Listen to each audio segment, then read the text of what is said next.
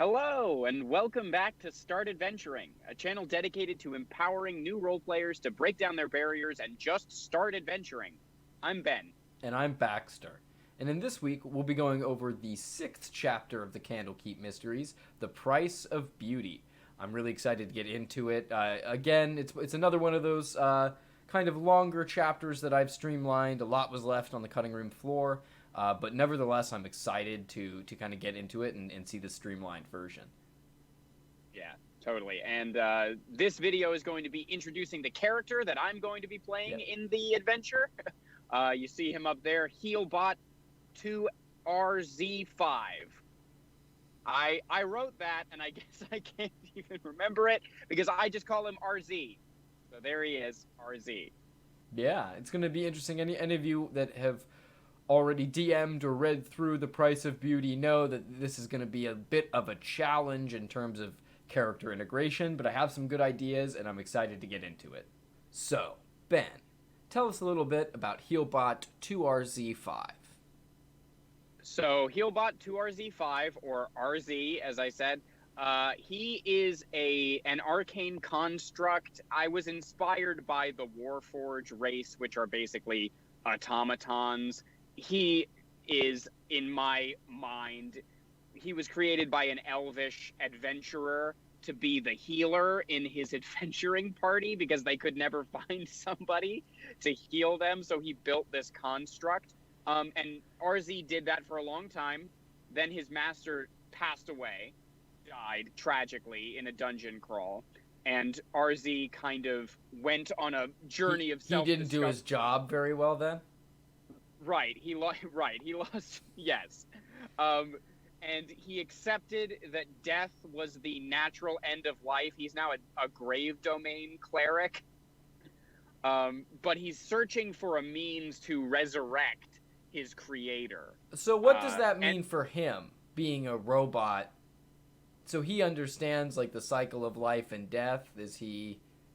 Yeah, he's fascinated by organic life forms. He's animated by his arcane enchantments or whatever. He doesn't live a natural life. And now he's lived... I didn't pin down an exact age, but I imagine he's very old at this point. He's a student and a researcher at heart. Like, he's just very curious.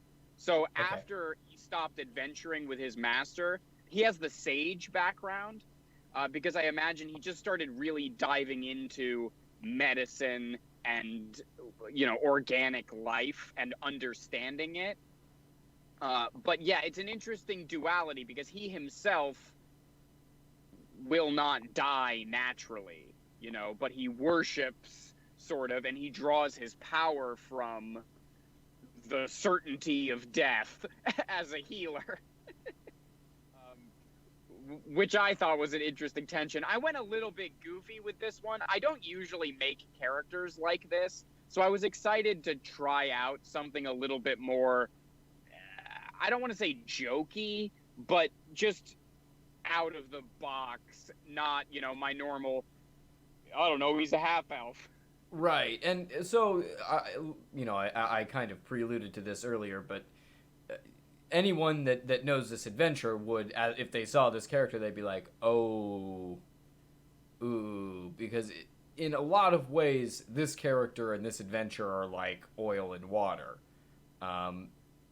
In some ways not, but just some innate kind of assumptions that the story and design of this makes does not lend itself to a robot. An automaton. Well, are there any questions or things that I could develop further or change even about the backstory that I said that'll make him fit better? No. I don't want to do that. I think that it's important for you to have the character, and I will kind of, I will figure out the motivations and the connections on my end, because that's what I think we should do, right? At the end of the day, this adventure as written is highly explorative again. I have done a lot of streamlining. I've done a lot of just kind of culling some of the stuff that I felt like in a one-on-one, one-shot scenario. I just don't think that it's worth having it in there. I do think this would be a really cool setting for anyone with a larger party, again, that has a lot of time, that wants to just kind of explore all the nooks and crannies. Yeah. Well, the good news is that RZ is curious. That's his kind of like main trait, is his curiosity and his fascination with learning things and understanding things better. So hopefully that will lend itself, or I can, hopefully that will help as a hook for him to explore.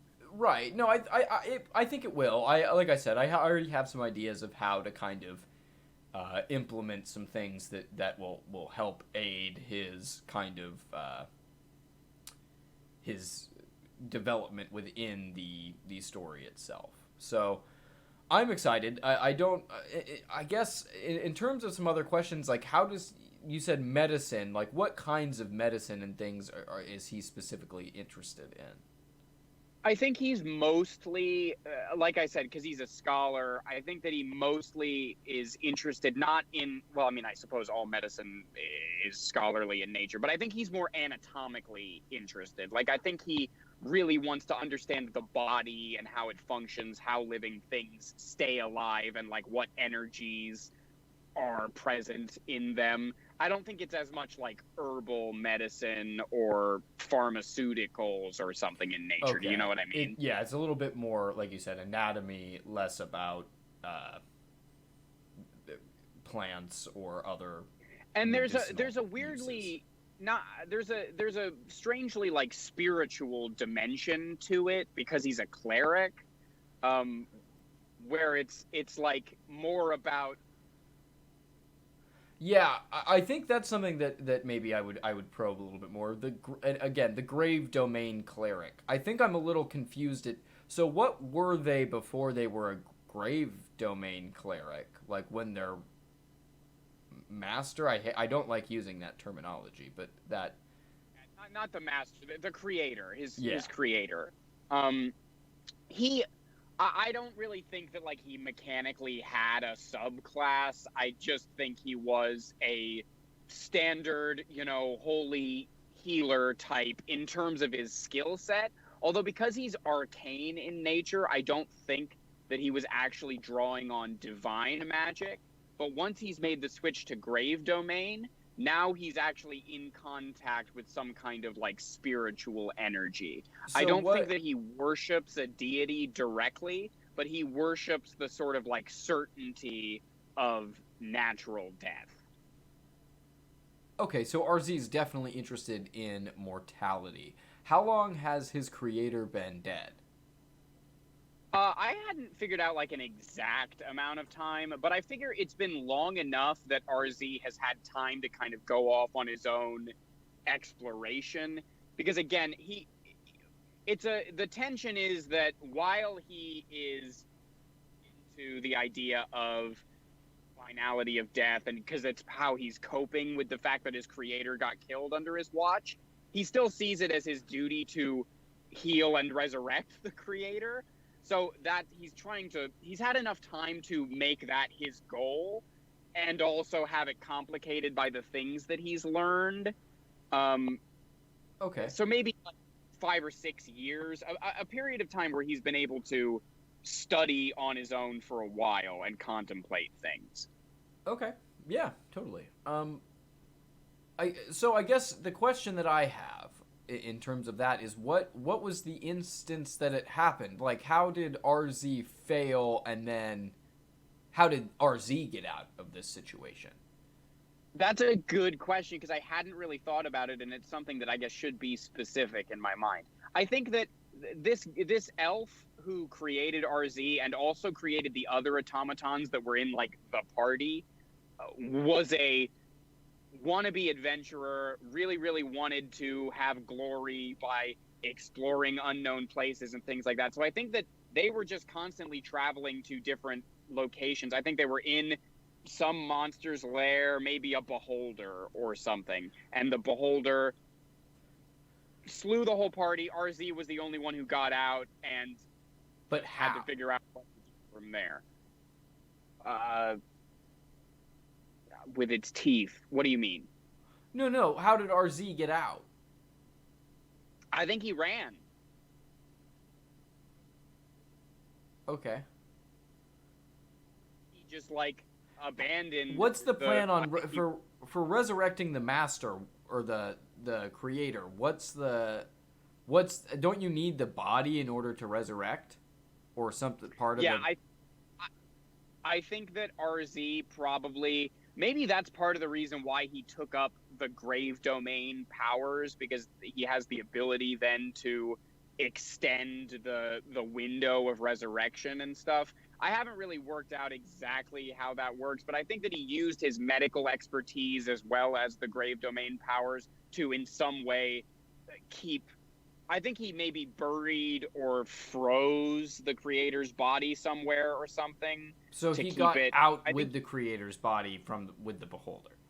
What if it was like part of his soul, like his spark of life or something that he has contained in something as like a safety defense, a safety maybe protocol. It's inside of him because he was created. Maybe right. the essence of the creator is still dormant in him, but maybe that's why he needs to become a powerful and that's why he's healer, been doing this research. Just normally resurrected. And that's why he's been doing this research. Yeah, that makes more sense. Sorry, I was the body.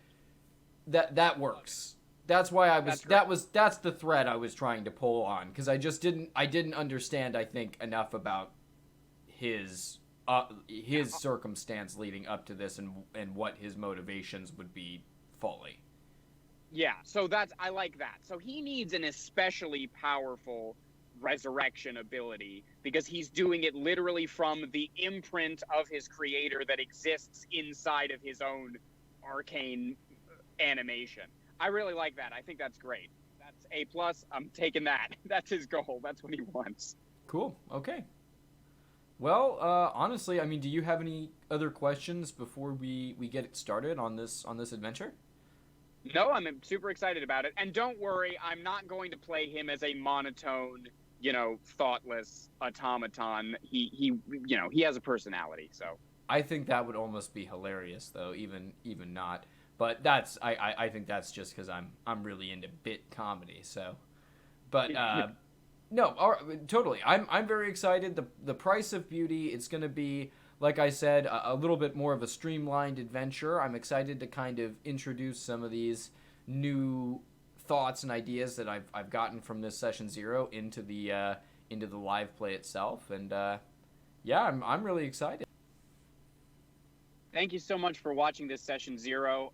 These character introductions are super important for Baxter and I to line up our expectations, and we hope that it gets you excited about watching the rest of the adventure, which should be live tomorrow.